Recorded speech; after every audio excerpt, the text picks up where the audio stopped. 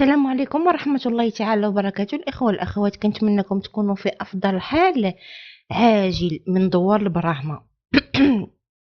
سلا، أكيد تحية للناس تاع سلا والمغرب أجمعين بصفة عامة. بغيت نقول لكم واحد القضية. قضاء الله وقدره. واحد السيدة عاملة نظافة كانت كتأدي المهام ديالها في واحد قاعة الحفلات للسيدة أو ماشي المشرف وإنما صاحبة قاعة الحفلات، واحد الإنسانة معروفة. فجأة السيدة توفات. هاد الهضره شكون اللي قالها الابن ديالها. يعني هاد المرة دابا غنعاود لكم عليها، والملابسات وكيفاش وبزاف تاع الاقاويل وشنو منه الصحيح وشنو منه الخطا وشنو الاخطاء اصلا اللي دارت في هاد الملف. الا لقيتو باش ترقعوا غير رقعوا، يعني بكل صراحه، لقيتو باش تراجعوا غير تراجعوا. على حسب القول ديال الابن ديالها، قال ان الام ديالي كانت مقفضه رجليها، يعني باغا تسيق ديك البلاصه، ديك المهم واحد ديال قاعه الحفلات، الصاله باغا تسيقها. قالك مقفضه، يلا باغا تقول بسم الله، دارت الماء، دارت كل شيء. هو جاه واحد الابيل، ولكن قبل ما يجي الابيل هو انتبه ان واحد السلك كهربائي، المهم واحد الخيط تاع الكهرباء مجبود من شي قنت في الارض. وحنا كما سبق وقلت لكم الارض مفزقه بالماء والصابون، قال لك ولو جافيل وكل شيء. ما علينا، جا واحد الانكو دو فيل، خرج ميم با 2 دقائق 3 دقائق. هذيك الرجعه اللي غادي يرجع غادي يلقى الام ديالو طايحه، وطيح فوق منها. قال شي 4 ولا 5 ديال الطوابل، قال لك تقالوا كل طابله كيهزوها، يعني المفروض يهزها 4 حتى 5 ديال الرجال. كنقول هاد الهضره، شوفوا هاد الهضره ماشي انا شفتها في الكاميرا، لا، هاد الهضره قالها الابن ديالها. وهاد الهضره غتاكدها الكاميرا، حيت ما كايناش شي قاعه الحفلات ما فيهاش كاميرا. انا هذا اول خطا بعدا اجي نسنيو عليه حنا جميعا. هذا اول خطا ندار. علاش ما طالبتوش بالكاميرات؟ علاش ما طالبتوش حاجه قبل هاد الجثه، قبل ما كتغسل، قبل ما يعني طالما القضيه فيها شبهه، يعني بين قوسين نقدروا نقولوا شبهه اجراميه، مع العلم ان ما شفتش شبهه اجراميه. انا جاتني اكسيدون دو طرافاي، حادثه عمل كتوقع شحال من واحد. انا شفتو بعيني، هذا شفتو بعيني، انا ما شفتش كيفاش طاح، ولاني شفتو طيح في لوطه. شفتو كيفاش كان كيصبغ قدامنا عماره. فجاه كنسمع الغوات، هذيك الطله اللي كنطل كنلقى هذاك مسكين اللي كان كيصبغ داك العماره طاح. واش حنا غادي نقولوا شبهه اجراميه؟ واش حنا غادي نقولوا مول العماره خاصو يتحاسب حيت هو اللي طيحو من السطح؟ لا، كان معلق في ديك الجراره اللي كيجرو كيصبغ مسكين توفى. راه كذلك هو مثال، غير هو الخطا اللي ارتكبه الاسره. انا ما فهمتش. نعم، الام تيبقى شابه، بالمناسبه الام تيرا باقا شابه، راه مواليد 1980، يلا في العمر ديالها 46 سنه. يعني اكيد الزوج ديالها غادي يكون عمره شي 48، ودي نقولوا حتى 50، ونقولوا حتى 55، راه باقي شاب. واخا نعم عرفنا ان مسكين مريض وشاد الفراش وبزاف الامور، ولكن من الحق ديالو انه يطالب صاحبه هذاك المكان اولا من الشرطه، قول لهم حنا عرفنا ان حادثه وكذا وهذه، ولكن حنا كنتمناو ما ربما الابن، حيت بعض المرات حتى الابن عنده 16 سنه مراهق. بعض المرات المراهقين بداك السولو شوك، عرفتي شنو تموت لك امك قدام عينيك. راه اش غنقول لكم، راه الحمد لله هذا الدري ما دخلش لا قدر الله في ديك اللقوه، راه كاين اللي كتشدو اللقوه. انا شخصيا نشوف شي شخص ميت كتشدني اللقوه، كنبقى يومين 3 سيمانه ما نقدرش نهضر. حنا الجنازه الا خرجت ما كنقدرش نحضر الجنازه. كيف انا الجنازه ديال الام ديالي ما حضرتش ليها، الجنازه ديال الاب ديالي ما حضرتش ليها، لا اقاوم، ما نقدرش. فما بالو كمسكين مراهق عنده 16 سنه شاف الام ديالو مسكينه كتركل قدامه، ومسكين بقى قالك بقى كيحيد في دوك الطابلات، كيحيد وما كيقدرش، ولا عنده 16 عام. شو بقى كيغوت قال لك دوك الناس اللي جاو عتقوا جاو بعد 10 دقائق. يعني حتى الا كان مثلا الروح مثلا باقا ولا هذا صافي 10 دقائق راه دقيقه. بنادم الا تعطل دقيقه راه مول الامانه كيدي امان، ما بالو كشوف شحال تعطل. والاصعب من ذلك قال لك ان الشرطه جات والامبيلونس كاع ما جات. شي حاجه طبيعيه حنا عندنا باش نحيدها لما حتى حنا عندنا في الدار البيضاء داكشي طبيعي عادي جدا، الا من رحم ربي. غادي نقول لكم لا حول ولا قوه الا بالله. خاص تكون واحد اعاده النظر في هاد الهياكل، خاص ضروري تكون اعاده النظر، يعني بكل صراحه. علاش قلت لكم الكاميرات؟ حيت ممكن هاد السيده عندك الخطا اللي درتو الكاميرات ما قلبتوهمش، وثاني خطا ما درتوش التشريح الطبي. لماذا؟ علاش ما ديروش التشريح الطبي؟ لماذا ما ديروش التشريح الطبي؟ مع العلم وفعلا قاعات الحفلات يقدروا يكونوا هناك بعض الاسلاك عريانه، حيت الوفاه راها اثبتت، غير نعرفوا سبب الوفاه، غير باش نعرفوا. حيتاش الطابلات طاحوا على المراه راه ماشي بحال السلك تعضو عريان وقاسوا الماء والسيده تكهربات، فهمتي؟ هذا كي تعتبر في الاهمال، وانا طيح عليك الطابله داك قضاء الله وقدره اكسيدون طرافاي. وفهموا القضيه كيفاش كي دايره. داكشي انا جاني استغراب علاش ما طالبتوش بتشريح الجثه. لا بد من التشريح ولو تكون يعني متطابعيه. السيد فركل قدامك، ما طاحت عليه لا طبله وما طاح عليه زجاج قدامك فوق الناموسيه، نتوما كتلحقوا ليه وكيف تنقولوا فركل صافو سالينا ومن الامد امانته. المطالبه بالتشريح. علاش؟ الوقت والزمان هذا يقدر يكون شرب السم حنا ما شفناش. واش انا كنتكلم لكم على موتة طبيعيه وقعات سيرتو في العربيات كتوقع. السيد موكل نسم ديال الفور تيقول لك موتة الله. كيفاش موتة الله؟ حتى كيتفرشوا بالتشريح الطبي. واش فهمتوا كيفاش؟ هذا تاني خطا انا ارتكبته. النقطه اللي غادي نقولها لوجه الله سبحانه وتعالى هو صاحبه القاعه. صاحبه قاعه الحفلات واش هي اللي زلقت المراه؟ لا. واش هي اللي هفت دوك الطوابل وشيرات على المراه؟ لا. مع العلم صاحبه القاعه ما كنعرفهاش قسم، هي راه ما كتعرفني انا ما كنعرفها، ولينا راه كلمه حق حنا نقولوها. راه شوفوا راه قضاء الله وقدره. راه انا الاب ديالي توفى في 39 سنه تا هو بحادثه، فهمتوا؟ هاد الشيء راه قضاء الله وقدره. انا جيت نوضح النقاط اللي ما فاهمينش للراي العام واللي ما فاهمهمش انا نيت. اول نقطه ديال الكاميرات، وثاني نقطه ديال التشريح الطبي. علاش هذه من حق اي مواطن ومن حق يعني من اسره الفاقد. كيف قلت لكم النقطه الثالثه تكلمت عليها ان صاحبه القاعه ما عندها حتى شي دخل. تبعوا معها القوانين، حتى هي غتتبع معكم القوانين، غير هي ما تكونوش يعني ما تخلوش الامور يوقع واحد الشنآن بيناتكم. حيت الا مشى توقع واحد الشنآن لا نتوما رابحين لا هي رابحه. هي راه غادي ما عندها حتى شي ذنب قانونيا، ما عندها شي ذنب، راه خدمتها غتبقى غاده معها بخير وعلى خير. هي تكسبكم وانتم كسبوها. نصيحه مني لوجه الله سبحانه وتعالى. راه شوفوا هاد الدنيا راه بحال الا حليتي باب وسديتيه، راه كندخلوا ليها من جهه كنخرجوا من جهه. دائما وبالتي هي احسن، والامور تمشي فيما يرضي الله سبحانه وتعالى. وكيد اللي جات فيه نتوما راكم فقدتوا الام ديالكم، النواره ديال الدار، العمود الفقري ديال الدار اللي جامع 5 ديال الوليدات، والحفيد هو رقم 6 والاب هو رقم 7. فهمتوا؟ فلذلك ما كاينلاش انكم وانتم سيرتو باقيين صغار سمعوا من اختكم الكبيره. يعني كنصحكم لوجه الله سبحانه وتعالى. هاد السيده طالما قالت انها غدير معكم خير وبقاو فيها دوك الوليدات الصغار وداكشي، خليو تكمل الخير ديالها اكيد مع الاتباع ديال المسطره القانونيه. عندكم شي زاسونس راه اكيد غادي تخرج شي حاجه طبيعيه، ومريضنا ما عنده باس. اما داك القيل والقال ونفعلوه ونتركوه ومساومه داكشي غير كيكحل القلوب. وكون راكم عارفين خذوه من عند اختكم كنوز الطبيعه.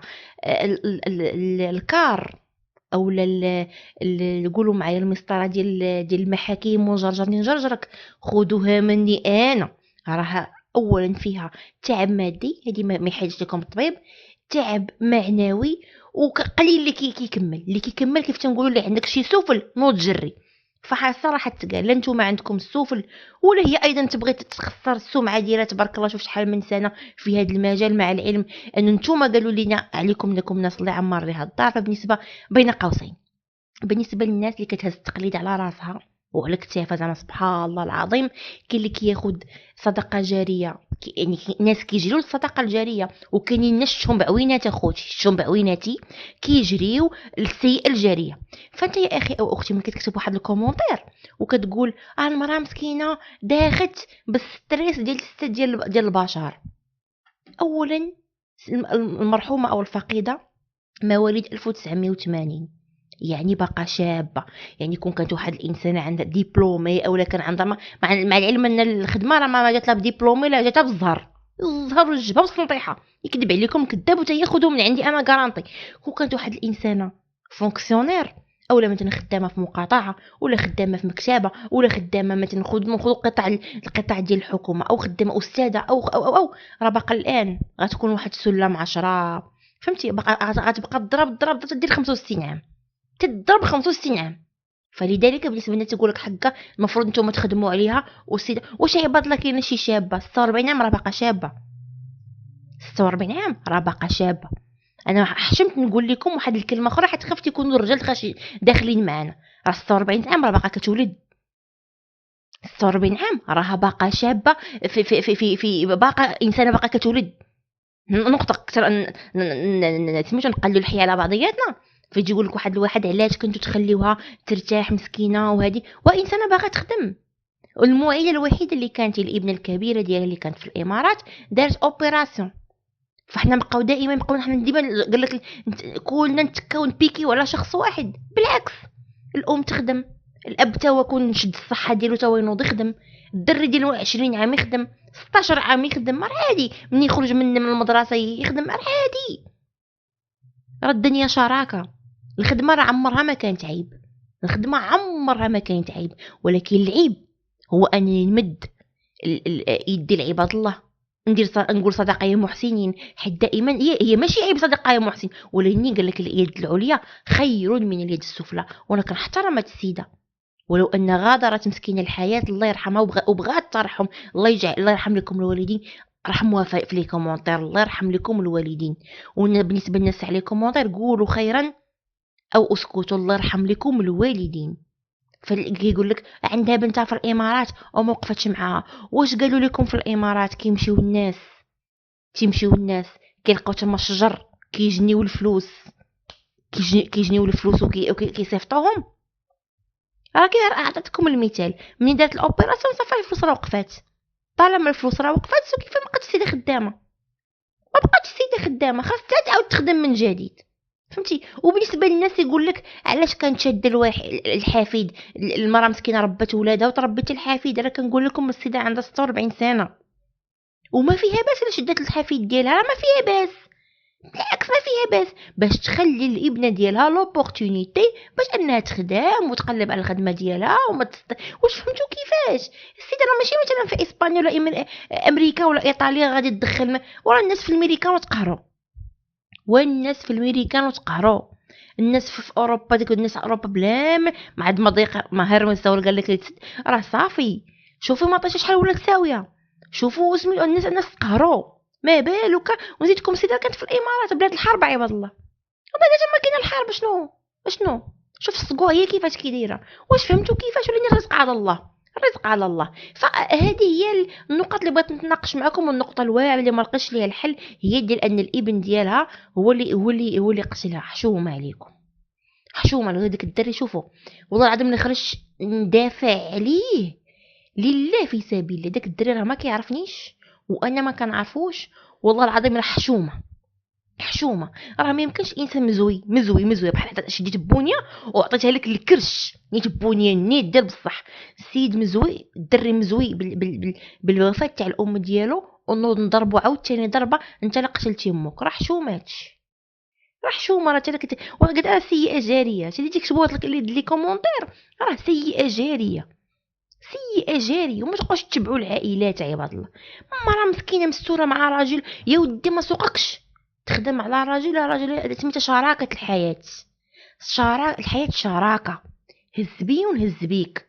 نهار نطيح تهزني ونهار طيح تهزك. تشد العقليه النسويه اللي خلات 99% ديال العيالات كلشي مطلق في المغرب. هذه هي اللي بغيت. ما لقيتش ليها الحل.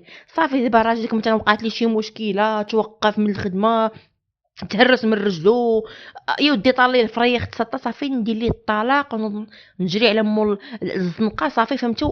وانا نخرج ليها طاي راه ما يمكنش هادشي. داكشي راس البركه راه ما بقاتش. داكشي علاش غادي نقول لكم راه نعرف هذا النوع تاع المحتويات ما كيبغيوش الناس. نعرف علاش، لاني اهدي الى الصراط المستقيم.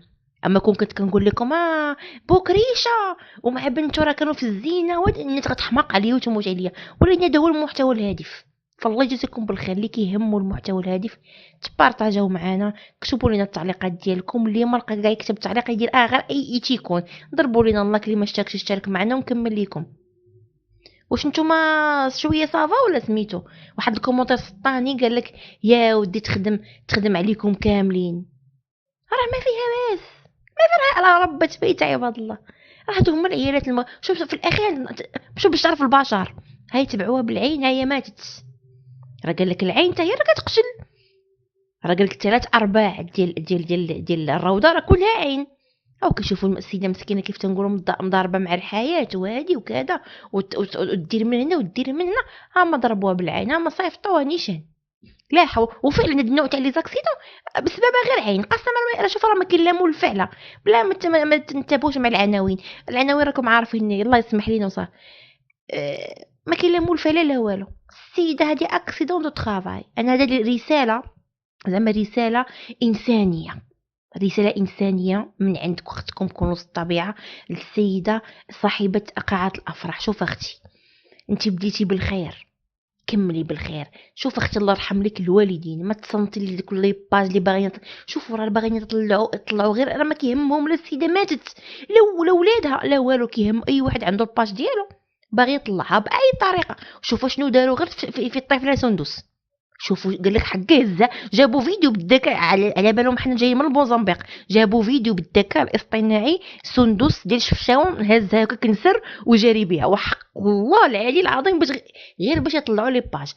فسمحوا لي خرجت على النداء ديالي، هذا نداء هاد الوليدات سيرتو الصغار. انا مزوقه لك في الميمه ومزوقه لك يعني في وليداتك ومزوقه لك في ضو العوينات.